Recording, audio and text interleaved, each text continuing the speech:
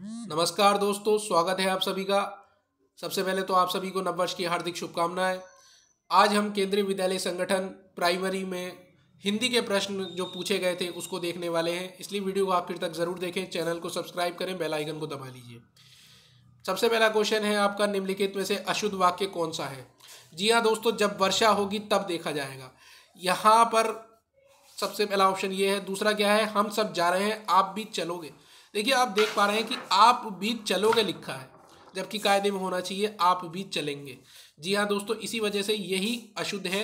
बाकी तीन ऑप्शन जो आप पहले, तीसरे और चौथे नंबर का ऑप्शन है वो बिल्कुल सही है। इस बार फसल अच्छी होगी, सही लिखा है। और बैठक का समय 4:10 होगा, ये भी सही है। नेक्स्ट देखते हैं, सुख चैन में समास है। देखिए, सुख चैन में कौन सा समास है? तो सुख चैन में समास है द्वंद्व। जी हाँ दोस्तों, सुख चैन में समास आपका द्वंद्व है। दिन और रात जैसे बोला जाए तो उसमें द्वंद्व होगा। सिंह वन में रहता है, रेखांकित में कारक है। तो कारक कौन सा है? यहाँ पर देखिए, देख पा रहे हैं आप, वन में वर्ड जहाँ पर आ गया, इसका मतलब वो अधिकरण कारक की बात की जा रही है। विद्वान का स्त्रीलिंग क्या है? विद्वान का स्त्रीलिंग है विदुषी। जी हाँ दोस्तों, विद्वान का अपोजिट कौन होगा? विदुषी होगी। तो यहाँ पर इसका चौथा ऑप्शन बिल्कुल सही है। नेक्स्ट देखते हैं 13वां ऑप्शन, निम्नलिखित विकल्पों में से सही वर्तनी वाले शब्द का चुनाव कीजिए। यहाँ पर उज्ज्वल को पूछा जा रहा है आपसे कि सही वर्तनी किस में है। तो जिसमें 2 बार आधा जा आता है वो बिल्कुल सही है, यानी ऑप्शन नंबर 3 जो है वो बिल्कुल सही है। जबकि चौथे वाले में देख पा रहे हैं आप, एक बार आधा जाए और एक बार पूरा जाए, तो ऐसे में ये गलत है। बाकी तीसरे नंबर का ऑप्शन सही है। जल्दी चलो, रेखांकित अंश में कौन सा विशेषण है? देखिए, जल्दी की बात की जा रही है और चलो एक आपकी क्रिया है। तो क्रिया की विशेषता क्या बताई जा रही है? कि वो जल्दी है। और जल्दी की विशेषता और क्रिया के लिए बोला जा रहा, तो क्रिया विशेषण इसमें बिल्कुल सही हो जाएगा। नेक्स्ट क्या है? परिक्रमा शब्द में उपसर्ग है। देखिए, परिक्रमा, तो परिवर्ड जो है वो आपके लिए क्या है? उपसर्ग है, प्रीफिक्स है। नेक्स्ट क्या है? इनमें से कौन सा शब्द पर्वत का पर्याय नहीं है? पर्यायवाची नहीं। नभ तो आकाश के लिए होता है।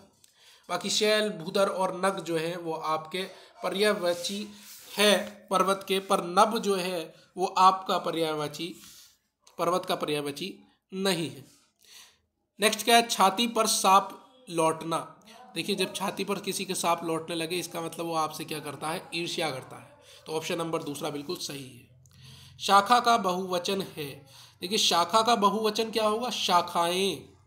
शाखें थोड़ी हो जाएगा, शाख या शाखियाँ थोड़ी हो जाएगा, शाखाएं बिल्कुल सही है। तो इसमें कितना देखिए आसान आता है पेपर प्राइमरी का, बस तैयारी करवाने वाला चाहिए और ये चैनल आपको बहुत अच्छे से तैयारी करवाएगा। इसकी पूरी जिम्मेदारी मैं लेता हूँ। चैनल को सब्सक्राइब जरूर करिए। चलिए, अभी प्रश्न पत्र पूरा नहीं हुआ है, अभी आगे भी है प्रश्न। नमस्कार दोस्तों, अभी पार्ट सेकंड में भी आपके कुछ प्रश्न पूछे जाएंगे संबंधित विषय में। हिंदी के ही प्रश्न होंगे, तो वो भी देख लीजिए। क्या पूछे गए थे कि पहला प्रश्न था इसमें, इस मंदिर में लोग पीतांबर पहनकर पूजा करते हैं। उपयुक्त वाक्य में रेखांकित पद में कौन सा समास है? देखिए, इसमें लोग कंफ्यूज रहते हैं कि बहुव्रीहि लिखें या कर्मधारय लिखें, पर इसमें कायदे में कर्मधारय ही आना चाहिए, क्योंकि यहाँ पर जो है पीतांबर वर्ड सेंटेंस में किस प्रकार से प्रयोग किया जा रहा है उस पर नज़र दी जाए। तो यहाँ पर आपको बोला जा रहा है पीले वस्त्र के लिए बोला जा रहा है, ठीक है। पीले वस्त्र पहनने वाला कौन है इसकी बात नहीं हो रही है, यहाँ पे पीले वस्त्र पहनकर पूजा करते हैं ये बोला जा रहा है। तो यहाँ पर आपका कर्मधारय होता। अगर बात होती किसी गॉड की या किसी और की व्यक्ति की, तो यहाँ पे बहुव्रीहि हो सकता था, पर यहाँ पे कर्मधारय है। नेक्स्ट क्या है? रचना के अनुसार निम्नलिखित वाक्य का भेद किस विकल्प में दिया गया है? तो लोग तभी गिरते हैं जब असावधान हो जाते हैं। और यहाँ पर जब वर्ड जहाँ पर लग जाए वहाँ पर समझ लेना कि वो मिश्र वाक्य है, सबसे अच्छी पहचान है इसकी। नेक्स्ट क्या है? खड़ी बोली हिंदी में रचना करने वाला प्रथम कवि किसे माना जाता है? तो देखिए, खड़ी बोली हिंदी में रचना जिसने की उसको रचना करने वाला प्रथम कवि अमीर खुसरो था। तो इसका सही जवाब जो हो जाएगा वो हो जाएगा अमीर खुसरो। जी हाँ दोस्तों, इसका ऑप्शन नंबर 2 जो है वो बिल्कुल सही है। नेक्स्ट क्या है? प्रतिकूलता शब्द में उपसर्ग, प्रयुक्त उपसर्ग और प्रत्यय किस विकल्प में दिए गए हैं? तो यहाँ पे प्रतिकूलता, प्रति और कूलता, तो देखिए प्रति वर्ड आपका जहाँ प्रति उपसर्ग अलग ही दिख जाता है, और प्रतिकूल और फिर ता, लास्ट में ता आ गया तो ता, तो प्रति और ता इसमें आपका उपसर्ग और प्रत्यय है। नेक्स्ट क्या है, निम्नलिखित शब्दों का व्याकरणीकरण करणिक कोटियां किस विकल्प में ठीक ठीक प्रदर्शित की गई हैं। तो यहाँ पर देखिए सुंदरता, सुंदरता एक संज्ञा है, ब्यूटी है ना, नाउन है। अपनाया ये आपकी क्या है, क्रिया, उसने मुझे अपनाया, अपनाया एक तरीके से क्रिया है आपकी, वर्ब है। आप ये कौन है, सर्वनाम है, आप तुम ये सब सर्वनाम में आते हैं। और उष्ण क्या है, ये उष्ण ठीक विशेषता बता रहा है कि भाई मौसम की बात कर लें जैसे, तो मौसम उष्ण है, गर्मी की बात बोलते हैं, विशेषता है ना। अभी क्या ठंड चल रही है, जाड़े हैं तो जाड़ा है ना, तो एक तरीके से मतलब आपकी कुछ किसी कौवा काला है तो काला कौवे की विशेषता है।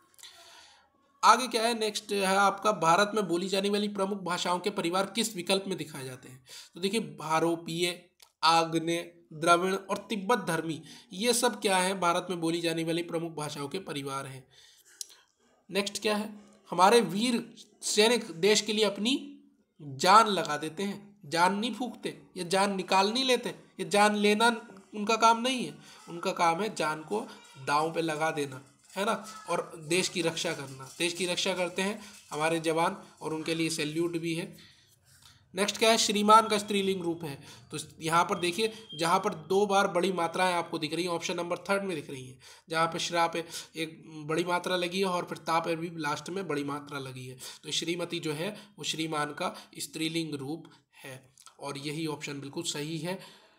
चलिए नेक्स्ट वीडियो में आपको, नेक्स्ट पार्ट में आपको इंग्लिश के बारे में बताते हैं, इंग्लिश कैसी आई थी। मिलते हैं नेक्स्ट वीडियो में, तब तक जय हिंद और जय भारत माय फ्रेंड्स।